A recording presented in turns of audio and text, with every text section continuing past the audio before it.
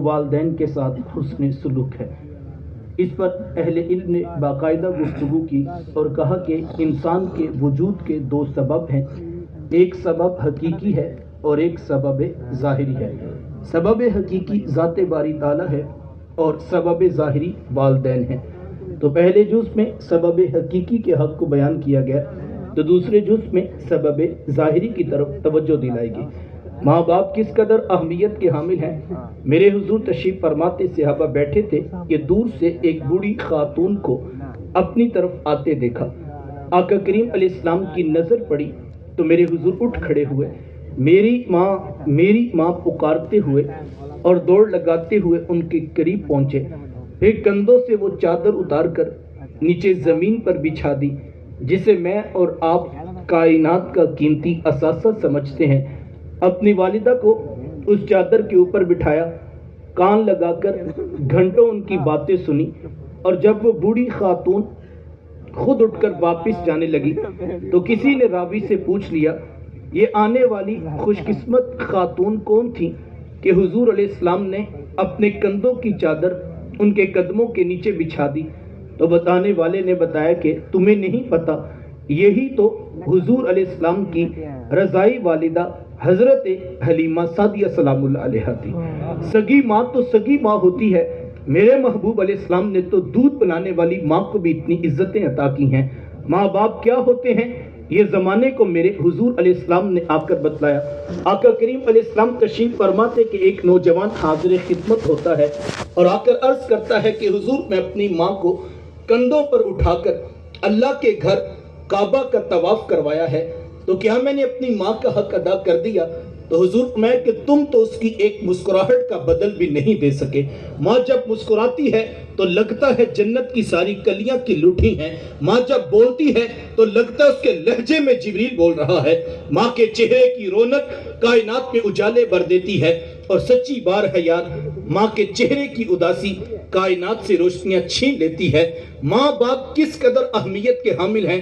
میرے حضور تشریف فرماتے کہ ایک نوجوان حاضر خدمت ہوتا ہے، آ کر عرض کرتا ہے کہ حضور میں جہاد پہ جانا چاہتا ہوں، یعنی میں یہ چاہتا ہوں کہ ہاتھ میں تلوار پکڑ کر دشمنان خدا اور رسول کے اوپر ٹوٹ پڑوں اور اپنی جان جیسی متاع اس راہ میں قربان کر دوں۔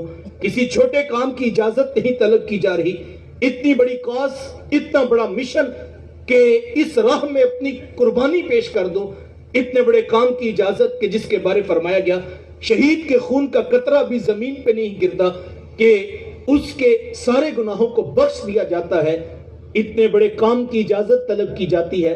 لیکن میرے حضور کیا فرماتے ہیں، احی والدہ کا، کیا آپ کے ماں باپ زندہ ہیں؟ قال نعم، جی حضور زندہ ہیں۔ قال ففیہما فجاہد، فرمایا جاؤ ان کی خدمت کرو، یہی تمہارا جہاد ہے۔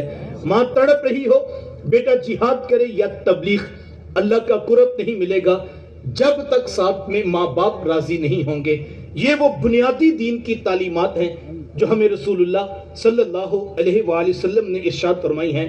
لیکن آج ایک لمحے کے لیے میں اور آپ معاشرے کا محاسبہ کریں اور میں اور آپ اینالائز کریں کہ ہم کہاں پہ کھڑے ہیں۔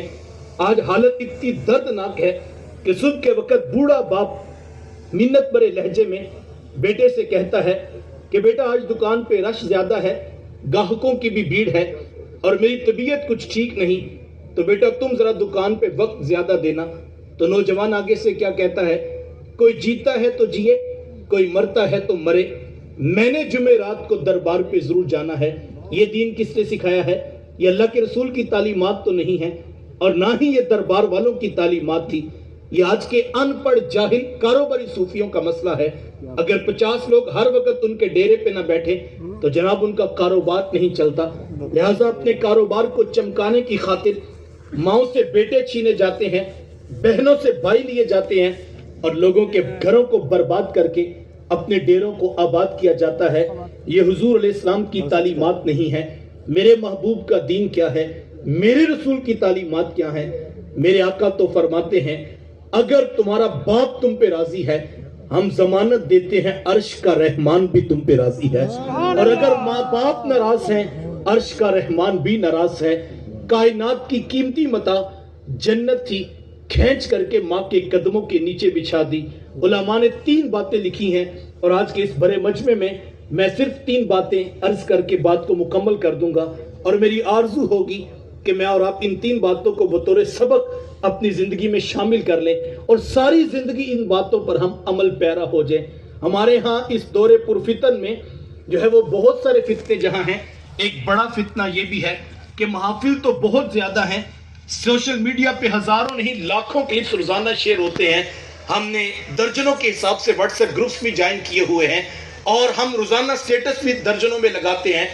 بہت نیکی بہت خیر کی دعوت پھیل رہی ہے، لیکن معاشرے میں عملی طور پر ہمیں اس طرح سے جو ہے وہ تبدیلی دکھائی نہیں دیتی۔ تو شاید اس کی ایک بڑی وجہ یہ ہے کہ ہم سب خیر کی، نیکی کی، اچھائی کی دعوت تو دینا چاہتے ہیں، لیکن ہم سب اچھا شاید ابھی تک بننے کے لیے آمادہ نہیں ہو سکے ہیں۔ یقین جانیے اتنا بڑا مجمع اگر ہم 3 باتیں بھی عمل پیرا ہونے کے جذبے سے اپنی روح میں اتار لیں، شاید یہ 3 باتیں ہی ہماری نجات کا سبب بن جائیں۔ میرے شیخ تو ایک دن ہمیں فرمانے لگے کہ یار بندہ تقریر دھیان سے سن لینا تو زندگی میں ایک تقریر بھی کافی ہوتی ہے، اور جب سن لے تو پھر اس کے اوپر عمل کرے۔ سب سے پہلی بات علماء نے لکھی کہ ماں باپ فوت ہو جائیں تو کثرت سے ان کے لیے بخشش و مغفرت کی دعا کی جائے۔ ماں باپ زندہ ہوں تب بھی، ماں باپ وفات پا جائیں تب بھی۔ اب دعائے بخشش کا انداز کوئی بھی ہو سکتا ہے، آپ کل کا ختم دلوائیں، 10ویں کی تقریب رکھیں، چہلم کے عنوان پہ لوگوں کو جمع کریں اور اپنے ماں باپ کے لیے بخشش و مغفرت کی دعاؤں کا اہتمام کریں تو یقیناً یہ باعث برکت ہے۔ لیکن اس مصروف ترین دور کے اندر کس کے پاس اتنا وقت ہوگا کہ وہ روزانہ سینکڑوں ہزاروں لوگوں کو جمع کرے اور پھر اپنے ماں باپ کے لیے بخشش و مغفرت کی دعا کروائے؟ یقیناً یہ بہت مشکل کام ہے۔ دوست احباب گاہے بگاہے اس طرح کی محافل کا انعقاد کرتے ہیں، لیکن روزانہ تو اس طرح کی مجلس آپ منعقد نہیں کر سکیں گے، تو پھر کیا کیا جائے؟ علماء نے بڑی خوبصورت بات کہی، کہا آپ کوشش کر کے، محنت کر کے 5 وقت کے نمازی بن جائیے۔ یہ اتنا خوبصورت عمل ہے، اتنا خوبصورت عمل ہے کہ بیٹے کی کوئی نماز پوری نہیں ہوتی جب تک وہ یہ دعا نہیں کر لیتا، ربنا اغفر لی والی والدیا، کہ مالک مجھے بھی بخش دے، میرے ماں باپ کو بھی بخش دے۔ یہ بہترین وظیفہ ہے۔ نماز پنجگانہ کا اہتمام کیجئے۔ اب یہاں سے جب ہم اٹھ کے جائیں تو یہ نہیں کہ ہم جا کے سو جائیں۔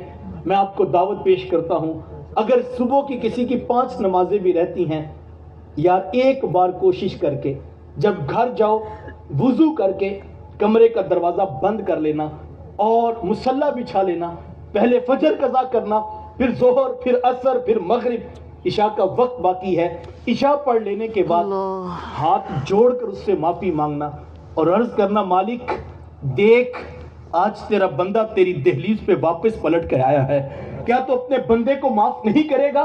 وہ بڑا کریم ہے، وہ آنے والوں کو معاف کر دیتا ہے۔ کل جو کوئی کفن میں لپیٹ کے جو ہے وہ کندھوں پہ اٹھا کے لائے گا، آنا تو ہے اس کی بارگاہ میں، یار کیوں نہ آج خود اپنی مرضی سے کھلے منہ کے ساتھ آ جائیں۔ وہ بڑا کریم ہے۔ یہ دنیا والے ہیں جو کہتے ہیں 900 چوہے کھا کے بلی حج کو چلی، وہ بڑا کریم ہے۔ وہ آنے والے سے یہ نہیں پوچھتا تو نے کتنے گناہ کیے ہیں، وہ فرشتوں میں فخر کرتے ہوئے فرماتا ہے، فرشتوں دیکھو آخر میرا بندہ میری دہلیز پہ ہی آیا ہے نا، تم گواہ ہو جاؤ، میں نے اپنے سارے گناہ بندے کے معاف کر دیے ہیں، میں نے اپنے بندے کے سارے گناہ معاف کر دیے ہیں۔ ہم تو مائل با کرم ہے، کوئی سائل ہی نہیں، راہ دکھلائیں کسے، کوئی راہ رب منزل ہی نہیں، کوئی آئے تو صحیح، تہجد کے وقت کنڈا کھڑکائے تو صحیح۔ علماء نے لکھا ہے اس بات کی کوئی دلیل نہیں، کسی کے پاس رزق ہے، دولت ہے، بینک بیلنس ہے، ایکڑ ہیں، مربع ہیں، اس بات کی کوئی دلیل نہیں کہ وہ اس سے راضی ہے مالک۔ کہا کیوں؟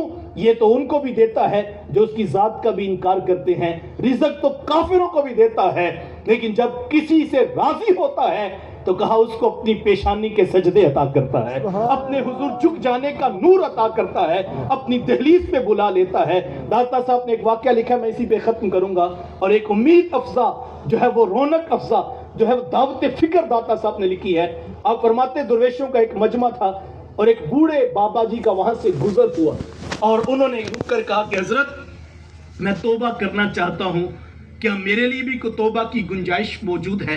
تو درویشوں نے دیکھا تو کسی نے آگے بڑھ کر کہا بابا ساری زندگی گناہوں میں گزار کے جب داڑھی سفید ہو گئی، کمر میں خم آ گیا، ہڈیاں کمزور ہو گئی، اب عیش و عشرت کے بعد آئے ہو توبہ کرنے کے لیے، تم نے تو آنے میں بڑی تاخیر کر دی. تو بابا جی بار بار کہتے نہیں حضرت میں تو وقت سے پہلے آ گیا ہوں. کہا بابا زندگی مرضی کی گزاری, گناہ کیے, عیش و عشرت کی داد لی, اور اب سفید داڑھی, کمر میں خم, گھٹنے درد کرتے ہیں, ہڈیاں کمزور ہوگی. ایک تو آئے تاخیر سے ہو اور دوسرا کہتے ہو وقت سے پہلے آگے ہو. تو بابا جی کی آنکھوں میں آنسو آگے. داتا صاحب فرماتے اس بوڑھے نے کیا کہا؟ کہا حضرت سانس ٹوٹنے سے پہلے آ گیا ہوں, اس کی دہلیز پہ میں وقت سے پہلے آ گیا ہوں. تو صاحب سانس ٹوٹنے سے پہلے جو آ گیا وہ وقت سے پہلے آ گیا. قبل اس سے کہ سانس ٹوٹ جائے کوئی اٹھا کے لائے ہمیں, ہم خود اس کی دہلیز پہ آ جائیں. اس کو بڑا اچھا لگتا ہے جب بندہ اس کی دہلیز پہ آ جاتا ہے. بار بار ہم سے تقاضا ہے اقیم الصلاۃ, اقیم الصلاۃ. اتنے لوگ محبوب کے میلاد پہ آئے ہو. اس کو جو ہے وہ میلاد کا معنی کیا ہے؟ یوم ولادت. میلاد کا معنی کیا ہے؟ اس کو انگریزی میں ترجمہ کروں تو برتھ ڈے, اور اردو میں کہوں تو سالگرہ کر لیجیے آپ. رسم دنیا بھی ہے, ماحول بھی ہے. جب کسی کی طرف سالگرہ پہ جاتے ہو کوئی تحفہ تو لے کر جاتے ہو. اتنے محبوب کے میلاد پہ آئے ہو اور کوشش ہوتی ہے تحفہ وہ لے کر جائیں جو اس شخص کو بھی پسند ہو. آؤ میں تمہیں بتاتا ہوں محبوب کی پسند کیا ہے. میرے محبوب فرماتے مجھے تمہاری پوری دنیا میں سے نماز پسند ہے. تو اتنے لوگ ہیں یار, آؤ محبوب کی آنکھوں کا ٹھنڈ کا سما کرتے ہیں. کوئی شخص بھی محروم سجدہ نہ رہے. آج عہد کیجئے ہماری نماز کبھی قضا نہیں ہوگی. روزانہ ہم اپنے رب کو راضی کرتے ہوئے اپنے محبوب کی آنکھوں کی ٹھنڈک کا سما کریں گے. دوسری بات علماء نے لکھی ماں باپ فوت ہو جائے ان کے رشتہ داروں سے اچھا سلوک کیا جائے. اور تیسری بات کہی جو نیکی کا کام وہ دنیا میں کرتے تھے اس کا تسلسل نہیں ٹوٹنا چاہیے.